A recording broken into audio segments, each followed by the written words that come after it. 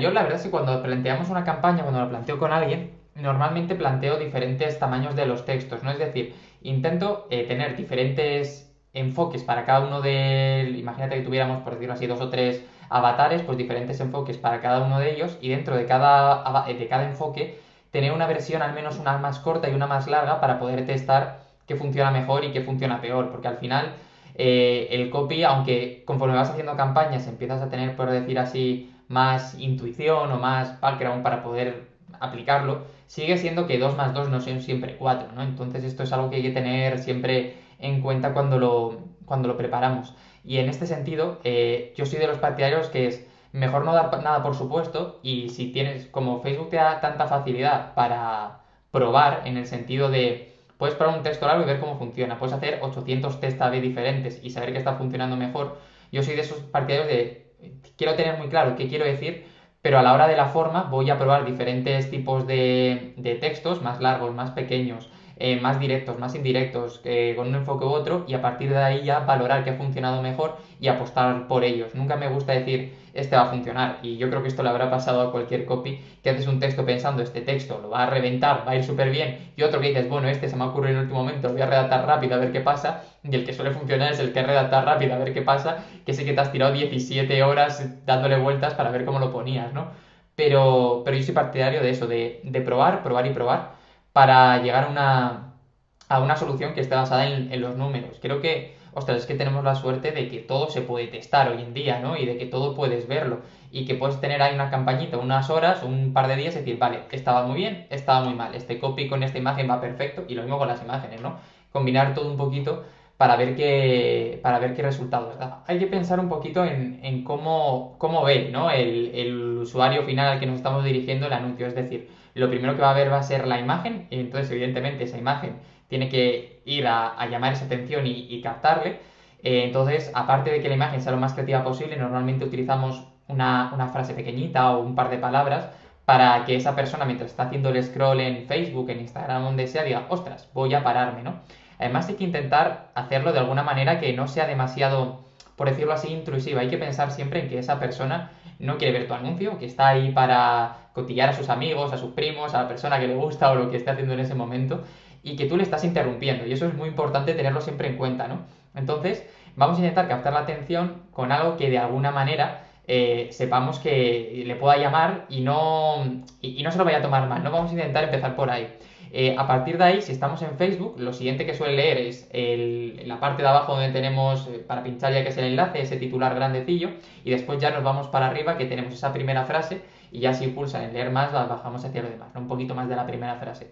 Al final a mí me gusta entender todo esto como hay una fórmula que se llama fórmula AIDA, que es atención, interés, deseo, acción. A mí me gusta ver un anuncio de Facebook un poquito como si fuera eso. Lo que sería la imagen, captar la atención bien de la persona para que nos vea y diga, ostras, voy a ver qué más me tiene que contar, que el titular de abajo despierte un poquito ya el interés de lo que podemos hacer por él. Y además, a mí me parece vital el hecho de que en todos los enlaces que pongamos y donde sea clicable muchas veces, si ya estamos potenciando, por decirlo así, a lo que está aspirando, a lo que quiere conseguir, es mucho más factible que pulse, ¿no? Esto, por ejemplo, en un anuncio es más complicado porque solo tienes eso, pero en una newsletter, por ejemplo, es muy potente poner el hipervínculo en un texto donde le estés hablando del beneficio que va a ganar, porque es como mucho más orgánico pulsarlo. Entonces, si seguimos este esquema, esa primera una o dos frases que aparecen en el copy arriba tienen que ser ya lo suficientemente interesantes como para despertar ese deseo de querer seguir leyendo y de querer saber más, ¿no? Entonces, pues ahí ya luego ya entra todo el copy hasta la llamada a la acción final. En ese sentido, la primera frase tiene que conectar rápido con él. A mí me gusta verlo de dos maneras. Podemos ser o más creativos o más directos. La creatividad hay que tomarla siempre con pinzas por el hecho de que muchas veces si somos demasiado creativos no vamos a transmitir de verdad la propuesta de valor que tenemos, ¿no? Tenemos esa regla que se dice de 3, 7, 10 segundos, cada uno dice un número, de que en cuanto nos echen un vistazo tienen que saber desde el principio qué es lo que podemos hacer por él o por ella y darle el motivo ese para quedarse, ¿no? Y que entienda que estamos alineados con ese problema que tiene y que estamos ahí para intentar ayudarle a solucionarlo al fin y al cabo. Entonces, bueno, pues esa frase de la imagen y esa frase de abajo tiene que estar muy concentrada en hacerle entender estoy aquí para solucionar ese problema que tienes. Y a partir de ahí ya empezar a tocar los puntos de dolor o cualquier otra cosilla que queramos. Ahora bien, esa primera frase del copy, como también es lo poco que se ve, y esto pasa también mucho en Instagram, que tenemos menos elementos, es importante que sea llamativa, que cuando la estés viendo digas quiero leer más, ¿no? Entonces, aquí hay dos vertientes. Cuando la propuesta de valor que tienes claramente es muy potente, pues por ejemplo, cuando se hacen típicos talleres o webinars gratuitos, que es gratuito, si la palabra gratis llama mucho, colocarlo ahí está muy bien. Por eso vemos muchos anuncios de taller gratuito, entrenamiento gratuito, porque la palabra gratis ya nos mira. Pero si no, buscar alguna frase que incite a despertar esa curiosidad por seguir leyendo un poquito más, ¿no? Por eso también se ven muchas publicaciones con nunca me lo hubiera imaginado, o yo esto no lo sabía, hasta que lo supe no pude hacer lo que sea, porque de alguna manera no le estamos contando todo y estamos poniendo a la persona en esa posición de si quieres saber más, tienes que seguir leyendo. Y sería un poquito así. Luego ya, evidentemente, el copy intentar hacerlo lo más... ya ni siquiera buscar una super persuasión que parezca humano, que no parezca redactado por un robot, yo creo que ya es suficiente interesante y hacerlo con frases sencillas, párrafos sencillos para ir llevando a la gente hasta abajo y que haga clic, joder, que para eso lo queremos. Es que también depende en qué punto nos encontremos exactamente, ¿no? No es lo mismo hacer una campaña fría que una cálida, que una templada, por decirlo así. A ver, depende también mucho de a qué nos estemos enfrentando, es decir, y lo especializado que sea el cliente. Por ejemplo, ahora estoy yo con un cliente que va a hacer una serie de campañas y estoy preparando el copy que son manualidades para niños, ¿vale? Entonces, claro, atacar aquí el punto de dolor es un poco muy abstracto. Al final son productos que vamos a dirigir a la madre para que las compre para el niño, para que juegue con el niño y desarrolle sus capacidades y tal, ¿no? Entonces, nuestro punto de vista es atacar ese desarrollo de las capacidades, esa capacidad, ¿no? Pero vamos a ir a jugar a la idea de también de que la madre que quiera ser mejor madre, pasar tiempo con el niño, etcétera. Entonces vamos a ir un poquito por ahí. En un principio, en este caso, no vamos a atacar tanto punto de dolor, sino contar más esa historia de imagínate pasar más tiempo con tu hijo, disfrutar, aprender, que luego en ese texto quede reflejado el dolor, pero que no es tan agresivo como, por ejemplo, si a lo mejor estuviéramos vendiendo, yo qué sé, un gimnasio, por ejemplo, ¿no? O un plan exhaustivo para perder grasa, que sí que atacaríamos cómo te ves, atacaríamos a lo mejor la sensación de pues utilizar en ese caso por ejemplo utilizaría bien la típica fórmula PAS de problema agitación solución el problema de o no te ves bien habría dos enfoques o no te ves bien o no te sientes sano la agitación en el sentido de sabes que si sigues así vas a acabar teniendo problemas de salud y este es el momento ya de acabar con ellos, ¿no? Y luego ya atacar con la solución a lo que estemos haciendo. Yo personalmente no soy súper partidario de las fórmulas de primeras, ¿no? Es decir, a mí me gusta primero pensar lo que vamos a decir y luego ordenarlo. Y si hay una fórmula que nos encaje con lo que queremos utilizarlo y nos permita hacerlo mejor, genial. Pero pensar un poquito fuera de las fórmulas desde el principio para no limitarnos a una estructura que es casi un puzzle, por decirlo de alguna manera. Entonces, un poquito así. Y como también vamos a probar en este caso, pues textos más grandes, textos más cortos y diferentes enfoques, siempre hay como una capacidad para probar, entonces pues está muy guay. Esta gente, por ejemplo, va a hacer también como una mini sesión para enseñar las manualidades, ¿no? Pues uno irá como sesión gratuita o taller gratuito, lo que sea, para enseñar las manualidades y ahí atacaremos, otro iremos más por la idea de ser mejor madre y otro a lo mejor por el hecho de querer, ahora que los niños, por ejemplo, han estudiado más tiempo en casa, pues querer poder ayudar más a esos niños que están en casa, por ejemplo, ¿no? Entonces, lo bueno es lo que decíamos antes, que como puedes probar, pruébate todos los enfoques que se te ocurran, hombre, tampoco se te vaya de las manos, pero luego y valora que igual ha funcionado mejor y ya está. Hostia, no te creas que es tan complicada, ¿eh? No es un secreto, sino es un proceso, es investigar mucho, escribir mucho y borrar mucho, y un ciclo constante, es decir, yo a veces cuento que yo escribo como si fuera, esto yo me lo inventé para justificarle a mi profesora del TFG en la carrera que tardara tanto en entregar las cosas, ¿vale? Pero yo le decía que escribía como si fuera un método Fénix, y en realidad es lo que hago, que es estudio, creo, destruyo, y sobre esa destrucción vuelvo a construir, ¿no? Limando las partes, quitando lo malo y limando lo que me parece bueno, y poco a poco le voy dando forma. Y yo creo que es eso, muchas veces cuando llega algún cliente le dices, pues voy a tardar en hacerte los textos, me lo invento, 15 días, 20 días, lo que sea, ¿no? Imagínate, para una web.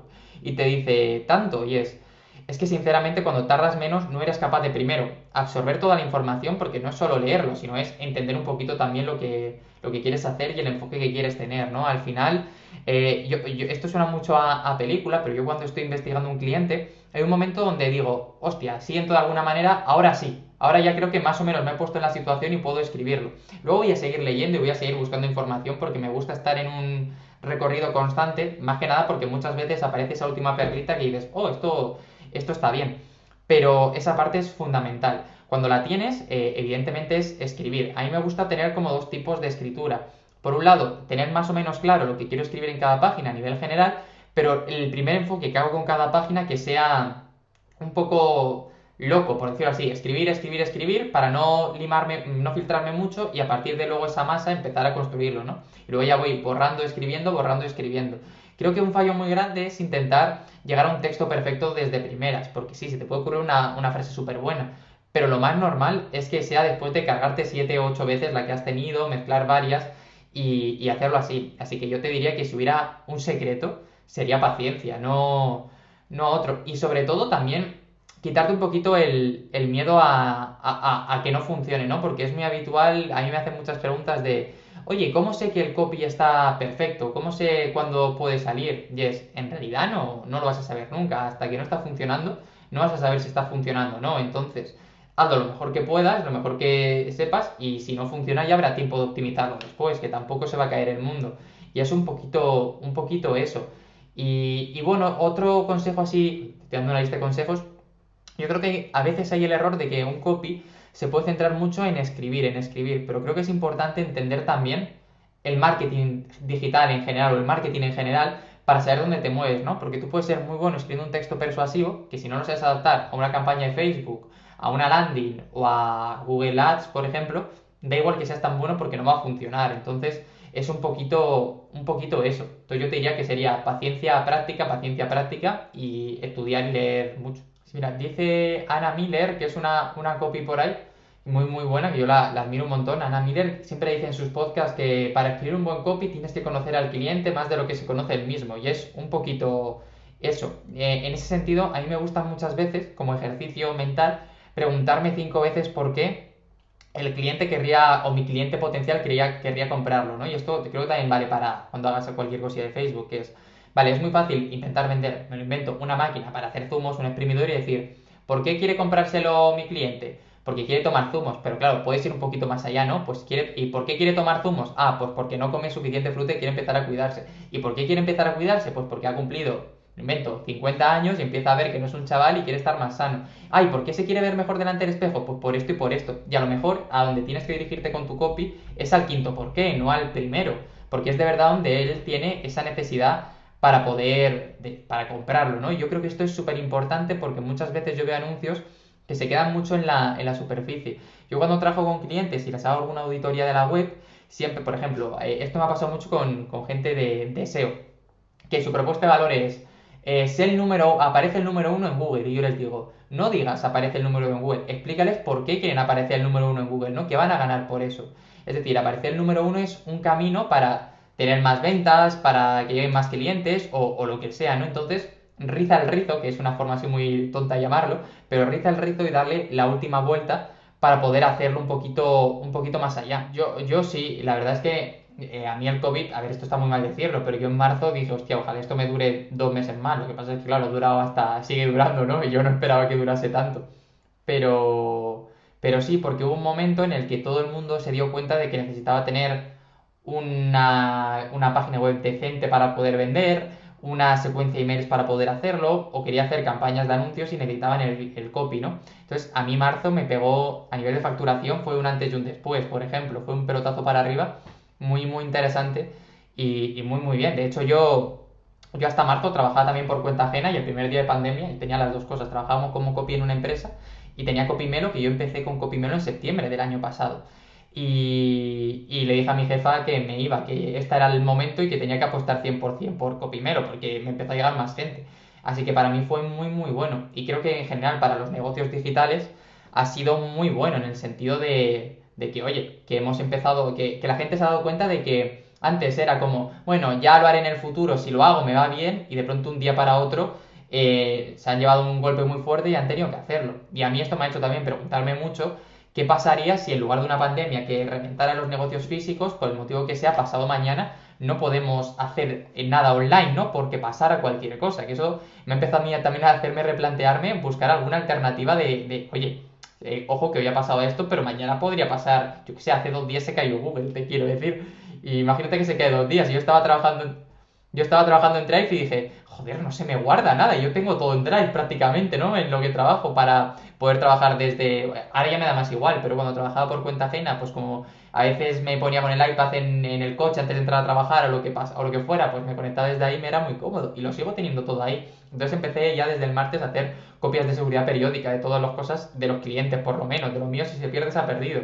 Pero hostia, yo estaba con cosas grandes y dije, ¿y si ahora cuando vuelva a Google se ha borrado? Me tiro por la ventana, básicamente. Ahora me pasa ya menos, pero me pasa ya menos porque ya no salgo a buscar clientes, por decirlo así, de alguna manera, ¿no? Al principio, cuando empecé, que sí que iba llamando a puerta fría todo lo que podía y más, sí que era más complicado, porque por lo que dices tú, porque muchas personas dicen, oye, Es que yo creo que el problema que tenemos muchas veces los copies es que no utilizamos ninguna herramienta técnica. Es decir, un diseñador utiliza Photoshop, tú utilizas el Business Manager y el de Google, que no sé cómo se llama, pero también el de los anuncios, ¿no? Gestor de anuncios de Google. Y claro, eso es una barrera de entrada para cualquier persona que quiera hacer eso. Bueno, tú si no has visto nunca el Business Manager de Facebook y entras, te da un mareo de todo lo que hay ahí, ¿no? Entonces, claro, o si intentas diseñar algo, te ves un Photoshop y dices, yo esto no lo sé utilizar y ves a una persona con mucho. El problema del copy es que no tiene una herramienta como tal. Utilizamos un Word, un documentos de Google, un Pages si utilizas un Mac o lo que sea en cada momento, ¿no? Y esto de alguna manera te hace que a nivel técnico parezca que la barrera de entrada es muy simple. Entonces, claro, yo lo que hacía al principio para captar clientes era ofrecía algún tipo de consultoría, no, hacía análisis en vídeo a gente. O sea, yo les enviaba un email, les decía, mira, he visto este problema tal, muy concreto, y si me contestaban y tal, claro, yo lo que tenía era muy poca vergüenza, ¿no? Entonces me da igual enviárselo a 100 y que me dijeran 99, que no decía, pues si el 100 me dice que sí, me ha valido la pena, ¿no? Entonces al que me lo daba le decía, mira, para que si no lo había convencido, decía, si quieres, para que lo veas un poco lo que yo te puedo hacer en la web, te voy a hacer un análisis en vídeo, lo que hacía era grabar la pantalla y yo con el micrófono iba hablando de, mira, aquí cambiaría esto, todo muy rápido, tampoco mucho más, ¿no? Y muchas veces yo notaba que ahí la frase después era, oye, ¿y esto por cuánto me lo harías, no? Entonces ahí fue como ahí yo entendí que a veces hay que dar para recibir primero. Pero hoy en día que ya todo va un poco más viento en popa y que ya no tengo la necesidad de estar llamando a puertas todos los días, por decirlo así, y la gente que llega normalmente ya sabe lo que es el copy, ya sabe que necesita un copy, por decirlo así, ¿no? Sí que es cierto que a veces me llega gente que ha escuchado hablar del copy, pero no tiene claro lo que es el copy como tal, ¿no? Y por eso yo siempre ofrezco una pequeña consultoría gratuita en la primera, para que cualquier duda o pregunta, pues hablando así como estamos tú y yo, pues se la pueda solucionar. Y oye, que si luego no lo contrata tampoco pasa nada, ¿no? Pero muchas veces este cara a cara es mucho más sencillo. Y esto lo empecé a hacer yo porque en los inicios tuve un chico que me escribió y estuvimos hablando, ¿no? Yo ahí todavía no hacía ninguna consultoría gratuita, yo pensaba que venía para cerrarlo directamente y ya está. Yo ya debía llevar un mes trabajando como freelance, todavía no sabía cómo de qué iba esto. Y nada, me acuerdo que me dijo al final, me dijo, sinceramente, yo no pensaba contratarte, no me dabas demasiada confianza al principio, yo no llevaba nada con esto, pero después de hablar contigo sí te quiero contratar. Y dije yo, ostras, pues voy a poner esto como gancho directamente. Hablamos 60 minutos y me puedes preguntar lo que quieras. Más allá de ello, también he ido haciendo pequeños cambios normalmente en la web. Ya no hablo, por ejemplo, si tú entras ahora mismo, lo primero que ves no es copywriting, es vende más con algo así, ¿no? Potencia tu negocio con textos que venden y luego es algo así como consigue más ventas con técnicas de escritura persuasiva. Es decir, intento quitar cualquier término inglés que de primeras pueda sonar y asustar a una persona que no lo conozca, ¿no? Y que venga alguien por el tema de vender, diga, ostras, pues ¿qué es esto? Y que se puede interesar un poquito más. Sí que es cierto que luego más abajo está, pero que el primer contacto no asuste, ¿no? Porque yo siempre pongo el mismo ejemplo, pero a mí una vez un chico me contactó por Instagram para ofrecerme sus servicios y me dijo, soy closer de ventas, high ticket, de no sé qué. Y yo cuando lo leí dije, hostia, ¿cuánto término para decirme que me ayudas a acabar de cerrar ventas, ¿no? Y claro, eso a mí me da más igual porque yo estoy metido en esto, pero una persona que no esté metido en esto le dices que eres closer, high ticket, de no sé qué, y de no sé qué me estás hablando. Entonces un poquito es eso, ir viendo al final ha sido un poquito de ir viendo y dándote golpes e ir optimizando con el paso del tiempo. Yo durante mucho tiempo tenía una web que era one page, que era la primera página, un mensajito, si quieres vender más, haz clic, contacta y ya está. Luego poco a poco he ido desarrollando. Pero he sido siempre mucho de producto mínimo viable e ir sacando. Yo como sabía que mi punto fuerte estaba en crear contenidos desde el principio, pues aposté por ello. Pero eso es porque llevaba muchos años con proyectos de literatura creando contenidos por diversión, por decirlo así tenía algún tipo de remuneración económica, pero era una broma prácticamente.